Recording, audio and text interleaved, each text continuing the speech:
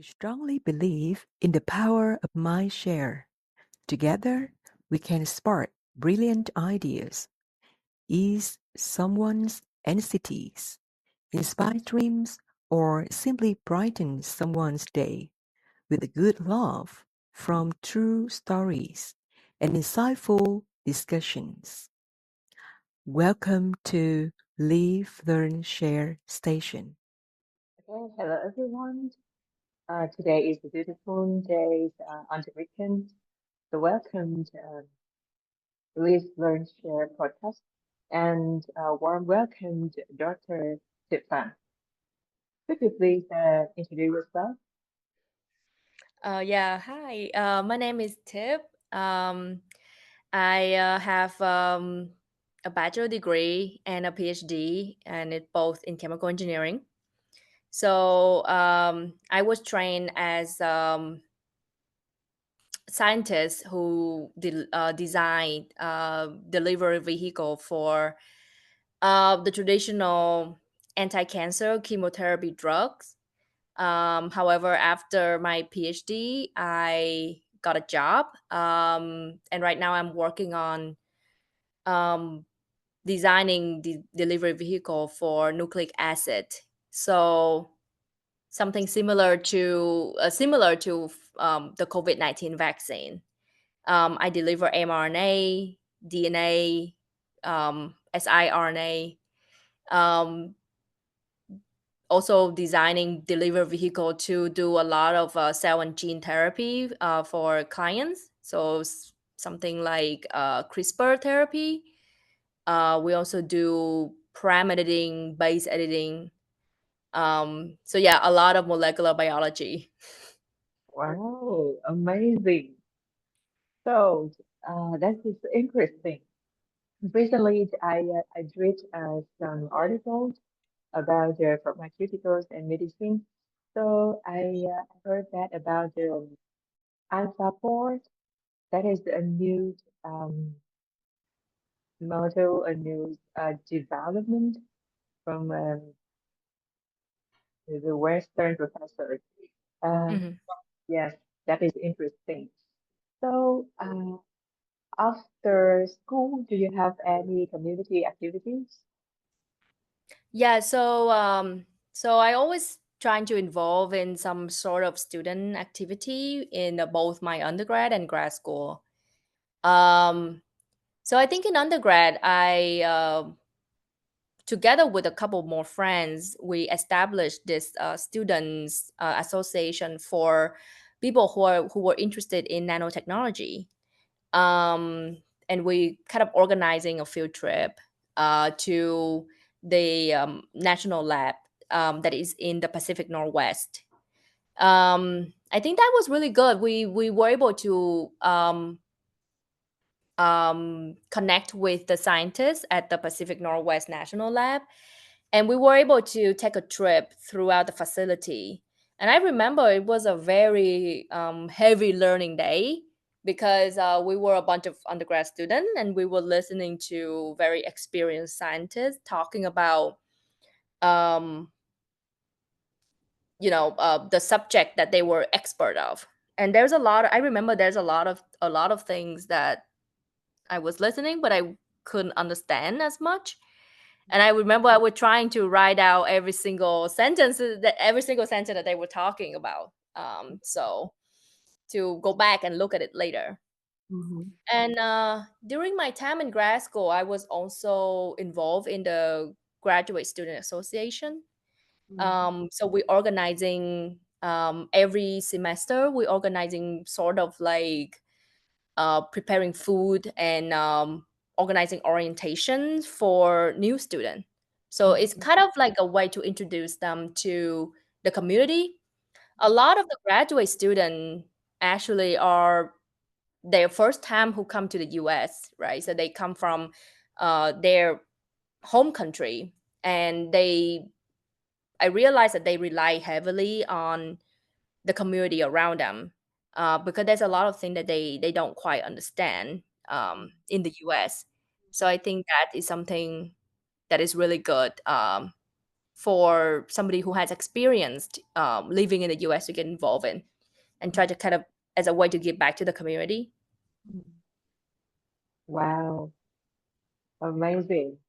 This is great because I know that during the academic researching or during your times in the PhD doctoral program, this is the heaven days. Yes, I'm sure. Uh, so,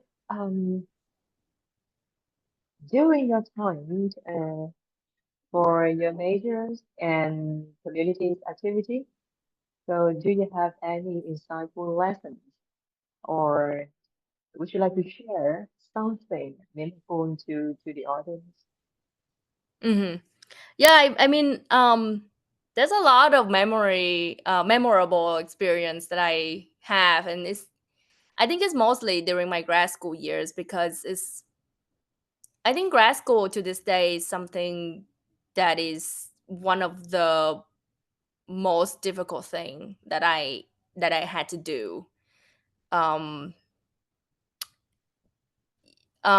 but during the time in grad school, it taught me a lot of lesson. It taught me perseverance, Mm, um, and it taught me to be resilient and just to keep going. So one of the memory experience was my lab actually had a very tight connection with mm, a national lab that was based in Illinois. yeah, It's called Argonne National Lab, and we usually go there to do experiments. It's very heavily biophysics related. Our group, we were looking into lipid behavior. So if you remember, I was mentioning that I was designing delivery vehicle, right, for chemotherapy drugs and now nucleic acid delivery. And I work mostly in the non-antiviral space. So we're using biodegradable materials such as polymer, lipids.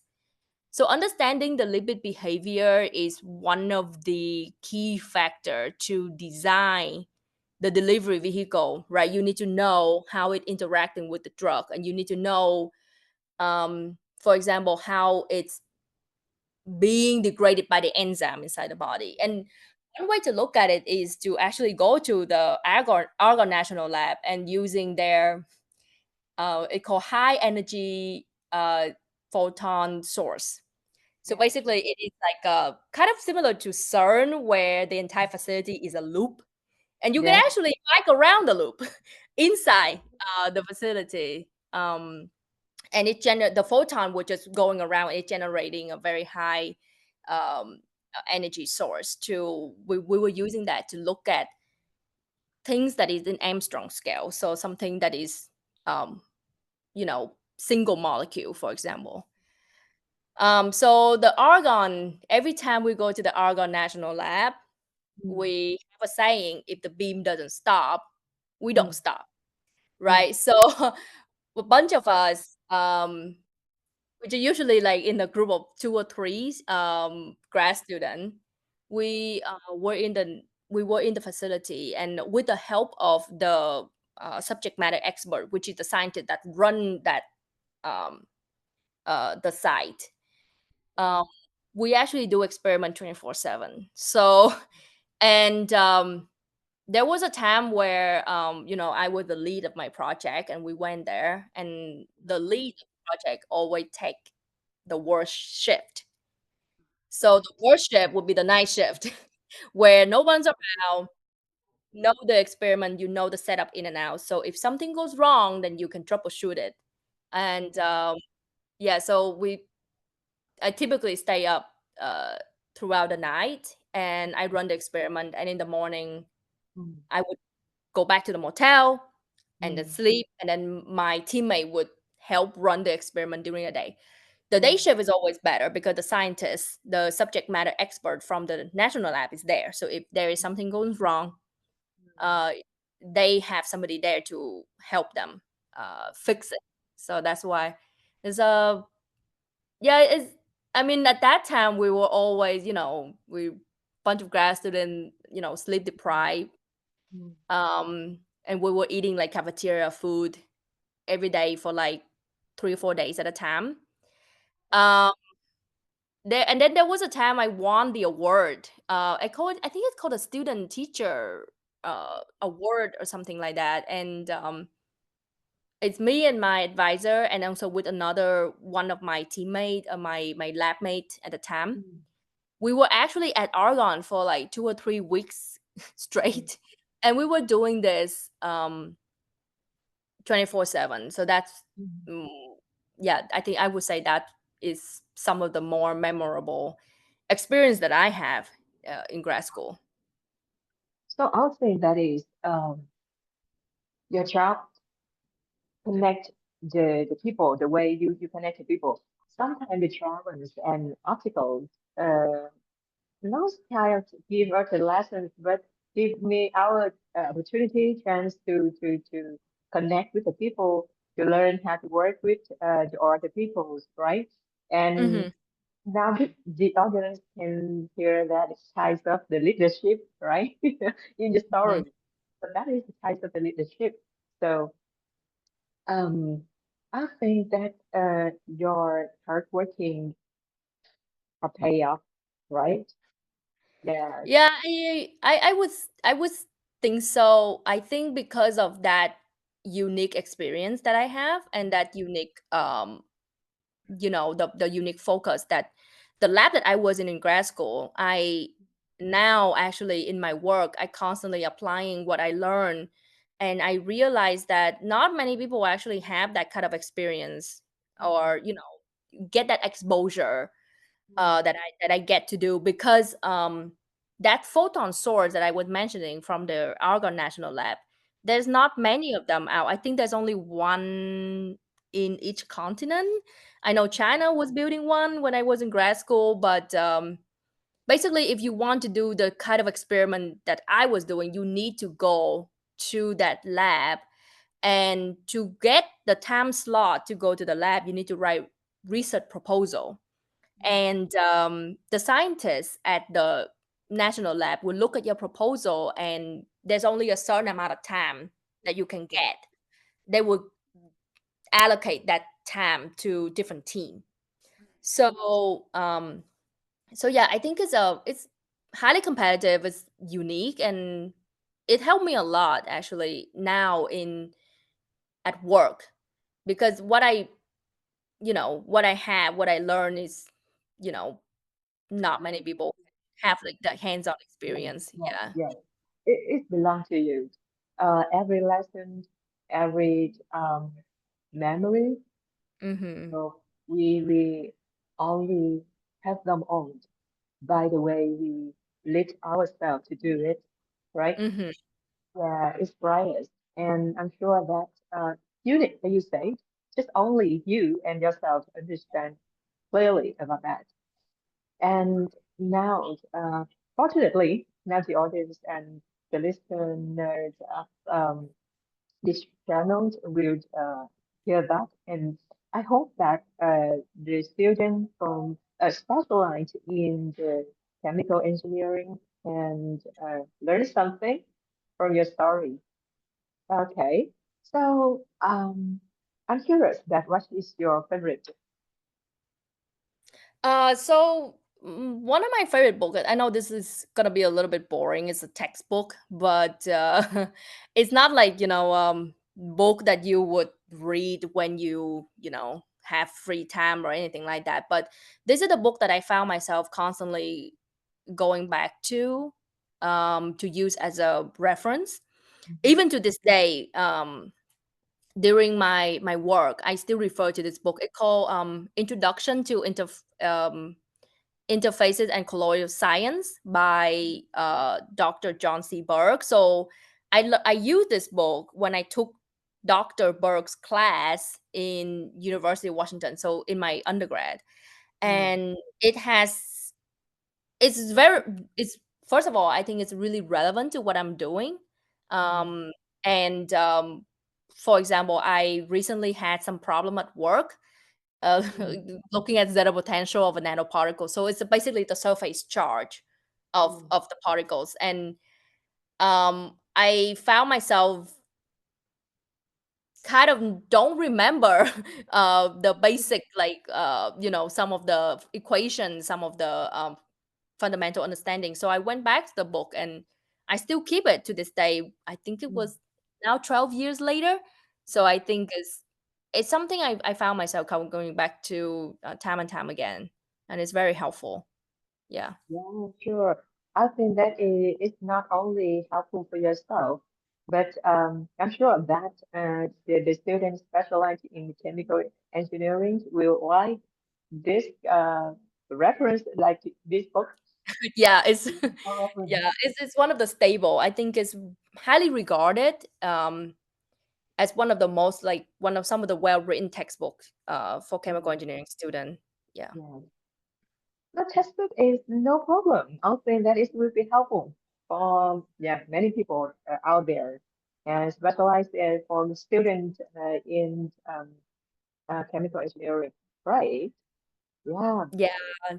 Dr. Berg, I think he's also been a professor at University of Washington for decades. I would Mm. say for a very long time. So he's definitely the forefront of the field.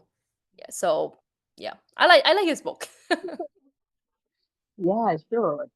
And personally, I think that you are showing your dedication, and not only for your major, your field, scientist field, but you are contribute to the human human future around the I world. hope so.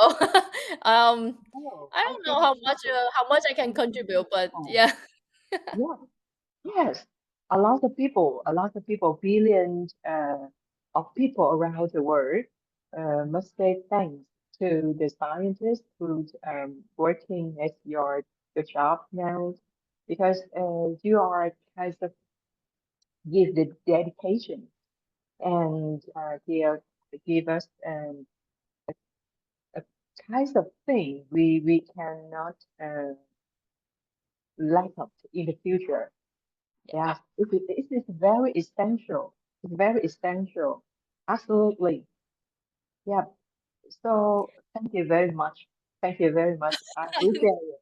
Yes, I'm one No, of them. no I'm problem. one of Yeah. them. I'm one of them. Um, Yes, I yeah, appreciate it. definitely. I like chemical engineering. I in a sense I pride myself on being a chemical engineer. I know, like, when people hear chemical engineer, right? They like, oh, you must be like a chemist. I heard this a lot. I heard this from when I was in school until now I'm working, and every time they have any like chemistry problem, they look at me and I say, oh, aren't you a chemist or something? And I say, no, Mhm. I'm a chemical engineer. um we know chemistry, but we also learn a lot of physics, math, Sure. and a little bit of biology too. Yeah. um Yeah, and I do like the field a lot. That's why I come back to it the second round, so for PhD. A lot of my friends, they got a bachelor degree in chemical engineering, and then they went on to do things like computer science Oh, or material engineering, environmental engineering. But yeah. I don't know. I like the discipline. I like it a lot. So I came back second time for it, even though my bachelor degree was tough. Yeah, the engineering, I think discipline is tough, encompass such a unique mixture of physics, math, and chemistry. So yeah, but grad school was tough but good. Yeah. Amazing. Amazing. So, do you think that someday you will be the professor at the university, top student, teacher, have a lot of students out there, and you stand the stage in the classroom and teach your knowledge to the students? Actually, yeah, I was a teaching assistant actually. So when I was in grad school, one way to earn your stipend and your tuition is to become a teaching assistant. So I had like maybe around 4.5 years of experience in teaching students, and but I don't know if I see myself as a professor. I do like to, solving, you know real world problems. I'm not saying that the professor don't do that, but a lot of the people in academic, they are expert in their field, as in, you know for example, what I just mentioned, my project, right? Not many people understand it. um I want to kind of see the big picture. I want to take a step back and see what's out there, what other companies are doing, and what I can do to, help solve a particular problem, for example. um so I don't know if I would want to see myself going back and be a professor. Probably I have to publish more papers and having more citations, which is something that's pretty hard, pretty difficult to do. But I do like to mentor students. I do like to mentor young scientists. um, I actually have a lot of people come to me and ask me that I don't know if I want to do a PhD. And I told them that, PhD is tough, right? For me particularly, I knew I want to do a PhD. That was all of my focus in undergrad. Everything I do was to get good grade, be involved in publishing papers so that I can have a solid background going into PhD. So when people come to me and ask, I don't know if I want what I want to do. Should I go to school? Should I do a PhD? And I say, well, you know, maybe try to find a job first. And if you don't like industry, you can always apply for a PhD. And after going through a PhD, if you don't like it, you can always opt out with a master degree, because to go through a PhD, you need to have enough credits for a master. So a lot of people opt out as master. I saw that happen, and so I said that it can give you a good, kind of like a good sense for, both the two different direction. Um, I think after I finished my undergrad, I was working in industry for, it's actually for a nonprofit organization here, and yeah, I was working for almost a year, and I still want to do PhD. I still have that kind of drive. So that's why I quit my job and then I'm going back to school. And I think that's like a good experience that a lot of young scientists, a lot of young people should have. We have no idea about the further pathway, yeah, path ahead. So, uh, I would think that the audience and a lot of people have your good advice for the master and PhD program. Mhm. And yeah, thank you very much, Yush, for your interesting information and useful information in this episode. So, just more questions. Do you Mhm. mind if we share about your email address? If some people have a questions about the majors or have about some questions belong to your experience, do you mind we show your email address? Sure. Yeah. Okay, okay, thank you very much. I Yeah, will. just send me email. Yeah, if I can help, definitely want I can, try to help. I think it's I do as I mentioned, I do like to mentor student. I like to give people references. I like to, especially with people who I work with and I know well. Um, yeah, I like to give some advice based on my own experience, and I think that for young people, it's one thing I know is that it's okay to not know what you want to do, right? It's okay to, a lot of people after they finish undergrad, they say, I don't know what I want to do. Do I, do I continue to study? Do I want to, go keep I'm sure working? experience about. Yeah, but it's okay to not know. And the only way for you to know is that if you try it out. And if you Okay. don't like it, there's always time to turn around. Yeah. And I think everything is going to be a good experience. So when I finished my undergrad, right, I told my family that I want to go to grad school. I want to do a PhD. I remember my family, and I want to take a year off before that to work.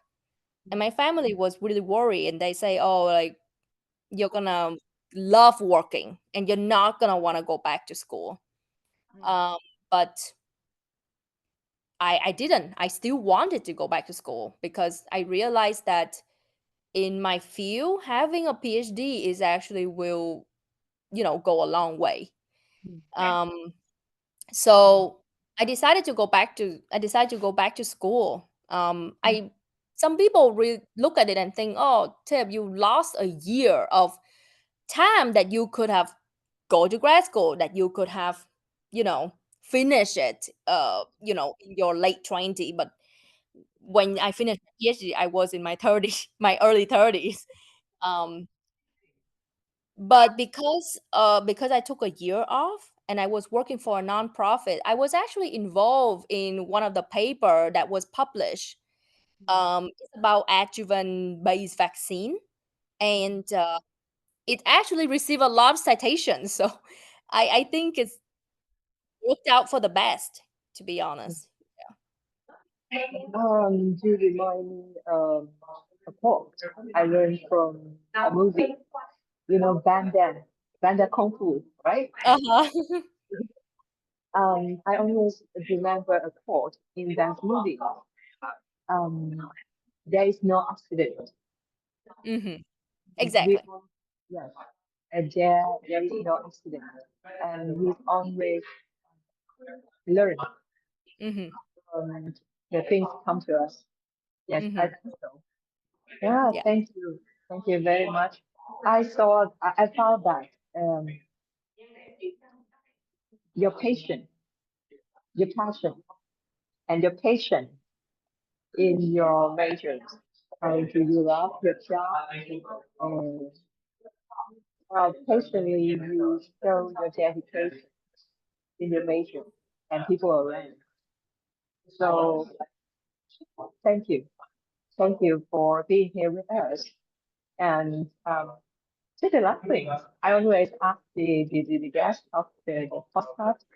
So, what's your favorite song? When Oh. you listen to music, what's your favorite song? It's just a little bit like awkward, but I don't have a favorite song. Okay, it's okay. It's okay. It's okay. Just a song you Yeah, like remember. I Just a I song don't you. I don't know why, but I mean a lot of people, like a lot of people ask me like, "What's your favorite color?" I'm like, I don't have one. Oh, what's your favorite song? I'm like, what's your favorite genre of music? And I say, I don't have one. I like pop. I like rock sometimes, like old school 90s rock. I like Britney Spears. I like I like rap. There's a lot of different genre. Yeah, that I think I'm into. I don't have a favorite. Um, but yeah, that's actually something that I kind of learned about myself growing up is that I always thought I had like a favorite color or favorite song, but I actually don't. Okay. So, so how can I say? So I wish I could give you a song as a gift for the weekend. Okay. So Okay. so if you are listen to the old school music, maybe you know the song 25 minutes of Michael and Rock, right? Mhm. And for the weekend. Maybe I'll think that is Sweet Dream from Okay. Nara, the Mm-hmm. Korean singer in actress. So that was the type of sweet song for the weekend. I'll check that out. Yeah, yeah, sure. So I think that maybe your work uh, take a lot of time in your schedule. So please take care of yourself because Mm-hmm. you are dedicating for the future of the human. Yeah. Thank you. Thank you for your insightful discussion, sharing, and helpful information. So I hope that maybe in the future we can discuss more in another episode Mm-hmm. and can share more about the interesting information. That is amazing and incredible. Yeah, no problem. I'm glad to be part of the show. So thanks for reaching out and inviting me. I love to share. I mean, I love talking. So a lot of time I felt like I didn't have any experience to share, but looking back, I actually do have a lot of um things to say. I have a lot of I guess have a lot of opinions about things that I would love to share in another episode maybe. But thanks for hosting and thanks for inviting me. It was a good talk. Yeah, very good, interesting episode. So thank you very much and have a nice weekend. Thank Thank you for you. on our audience today. And we will see you in the next episode. Thank you for being here with us. You can send us your authentic stories and wonderful experience by email or recording. I can't wait to know it. So let's connect, listen, and share your minds. I'm Trish Doan from Live, Learn, Share channel.